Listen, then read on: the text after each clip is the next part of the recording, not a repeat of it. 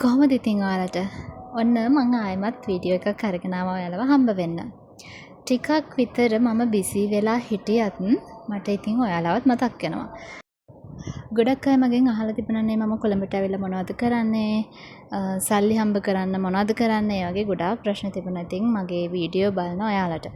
ඉතින් මං හිතුවා මම වැඩ කරන තැන මගේ ඔෆිස් එකේ ඉඳන් ඔයාලට චූටි වීඩියෝ එකක් අරගෙන ආවොත් හොඳයි කියලා. හැබැයි ප්‍රශ්නයකට තියෙන්නේ මට පොඩ්ඩක් මම වැඩ කරන තැනදී ෆෝන් පාවිච්චි කරන්න දෙන්නේ නැහැ. ඉතින් ඒක නිසා මම මගේ බ්‍රේක් ටයිම් එකේදී වගේ තමයි ගොඩක් වෙලාවට වීඩියෝස් ටිකක් මම දාගත්තේ. ඉතින් මේ වෙලාවේදී නම් මගේ යාළුවෝ ටිකකුත් ඉන්නවා මං හිතන්නේ වටේ මේක වීඩියෝ කරන වෙලාවේ.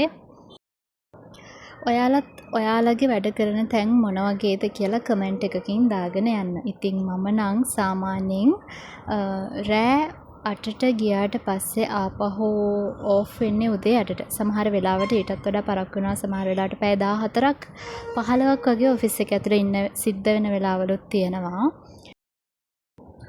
මං මෙහෙම මේ වීඩියෝස් පෙන්නගෙන ගියාට මම හිතන්නේ ලංකාවේ ගොඩාක් අය දන්න තැනක් මේක.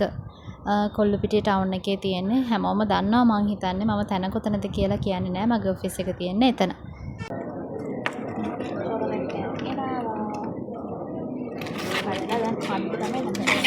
දැන් වෙලාව කීයද?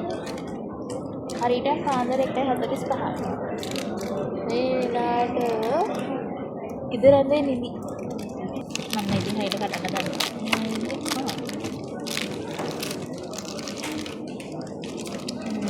මේ ඉන්නේ මාත් එක්ක වැඩ කරන නංගි කෙනෙක්. ඉතින් එයා මගේ ළඟට වෙලා මගේ නිදිමත යනකම් කියව එයා මේ මට චොකලට් දෙනවා නිදිමත යන කන්න කියලා. ඉතින් ඒ වගේ තමයි අපි වැඩ කරන වෙලාවට අපිට හරි මහන්සි. මොකද අපි පැය 12ක් එක දිගට නිදි නැතුව හැරගෙන ඉන්නවා. සමහර වෙලාවට ස්ක්‍රීන් එක දිහා බලාගෙන ඉන්නවා පැය 6-7 එක දිගට. ඉතින් එහෙම වුණාම අපිට හරි මහන්සි. කතා නොකර කිසිම දෙයක් නොකවන අපි වැඩ කරන්න අමාරුයි පාන්දර වෙනකොට. ඉතින් අපි එහෙම වුණාම චුට්ටක් ඇවිදලා ඔෆිස් එකේ වටේ පොඩ්ඩක් ගිහිල්ලා නිදිමත යවාගෙන එහෙම තමයි ආපහු ඉඳගන්නේ සීට් එකේ. ඉතින් නයිට් එකේ වැඩ කරනවා කියන එක ලේසි නැහැ. හැමෝටම ඒ දේ කරන්නත් බෑ මම හිතන විදිහට. ඉතින් මාස ගාණක් එක දිගට පැය 12කට 13කට වඩා එක ඔෆිස් එකක වැඩ කරනවා කියන එකම ටිකක් ලොකු දෙයක්.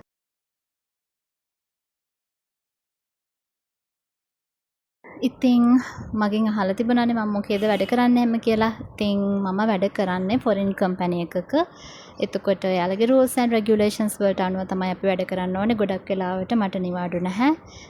මාසෙටම නිවාඩු 4ක් විතර තියෙනවා. එතකොට දවස් 6ක් සතියකට මම පැය 12කට 13කට වඩා එක දිගට මම වැඩ කරනවා. ඉතින් එහෙම වෙලා මම පාන්දර එනකොට කොහමත් උදේ 8 පහ වෙලා තමයි එන්නේ. ඉතින් ඒ එන ගමන් මම ඔහේ මගේ ඔළුවේ තියෙන ස්ට්‍රෙස් එක යවා ගන්න ගොඩක් වෙලාවට මේ වගේ බස් එකේ ආයෙනේ ඉඳගෙන වටේම තියෙන දේවල් දිහා බල එනවා. ඉතින් මේ වෙලාවට මට පේනවා කොළඹ ලස්සන ලොකේෂන් එහෙමත් තියෙනවා. මගේ ඩේලි රූටින් එක සම්පූර්ණයෙන්ම වෙනස් අනිත් ගෑන් ළමයිට වඩා. එතකොට අපේ ඔෆිස් එකේ වැඩ කරන ගෑන් ළමයි නම් ඉතින් සාමාන්‍යයෙන් මගේ විදිහම තමයි. ඉතින් එහෙම තමයි. ලංකාවේ ඇතුලේ තවමත් මහන්සි වෙලා වැඩ කරන තමන්ගේ අම්මට තාත්තට සල්ලි යවන දුප්පත් දෙමව්පියන්ට සලකගෙන ජීවත් වෙන ළමයි ඉතින් ඉන්නවා. මම අපේ ඔෆිස් එකේ ළමයිගෙන් ඒක ගොඩාක් දැනගන්නවා. ඉතින් පොළොන්නරුව ගාල්ල මාතර හැම පැත්තකින්ම අපේ ඔෆිස් එකේ ළමයි ඉන්නවා. ඒ හැමෝත් එක්කම කතා කරනකොට තේරෙන දෙයක් තමයි ලංකාවේ ගොඩාක් තරුණ තරුණියෝ හරි උත්සාහවන්තයි. එයාලගේ අම්මට තාත්තට සලකන්න එයාලා හරි ආදරණීය චරිත. ඉතින් හරි සතුටුයි ඒ වගේ කට්ටියක් මාත් එක්ක වැඩ කරන එකම.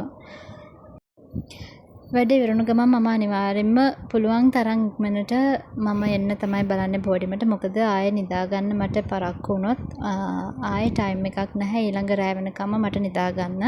එතකොට මම පැය 24කට වඩා මම එහෙම වුණොත් ඇහැරගෙන ඉන්න ඕනේ. ඒක නිසා මම ඉක්මනට කොහොම කරත් එන්න බලනවා. හැබැයි සමහර දවසට ඉතින් 1-2 වෙන වෙලාවලුත් තියෙනවා. එතකොට මුළු රෑමත් ඇහැරගෙන ඉඳලා ඊට පස්සේ දවසත් ඇහැරලා ඊට පස්සේ දවසෙත් ආයෙ නිදාගන්නේ නැතුව තමයි මම එතකොට වැඩ කරන්නේ. ඒක අමාරු නිසා මම පුළුවන් තරම් ඉක්මනට බෝඩිමට ඇවිල්ලා නිදා ගන්නවා. එතකොට ආයෙ ඇහැරෙන්නේ මම හවස 6ට විතර. ඊට පස්සේ ආයෙමත් මට වැඩට යන්න සිද්ධ වෙනවා. ඊට අමතරව මගේ ඉගෙන ගන්න දේවල් වලට මම කාලෙ වෙන් කරොත් ලෙක්චර්ස් වලට ගියොත් අනිවාර්යෙන්ම තව ටිකක් මට නිදාගන්න පරක් වෙනවා.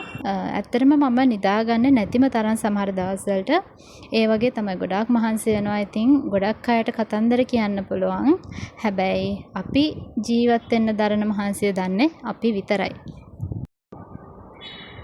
ඉතින් ඔන්න මම දැන් බෝඩිමට ඇවිල්ලා ඉන්නේ. මම කලින් ගත්ත වීඩියෝස් ටික නම් වෙන දවසක වීඩියෝ කරපේවා ටිකක්. හැබැයි දැනුත් මම බෝඩිමට ඇවිල්ලා ඉන්නේ ඇත්තටම වැඩ කරලා ඉවර වෙලා තව වැඩ වගේකුත් තිබුණ නිසා මම නිදාගන්න පරක් වුණා. දැන් වෙලාව හරියටම දවල් 12:00මාරයි.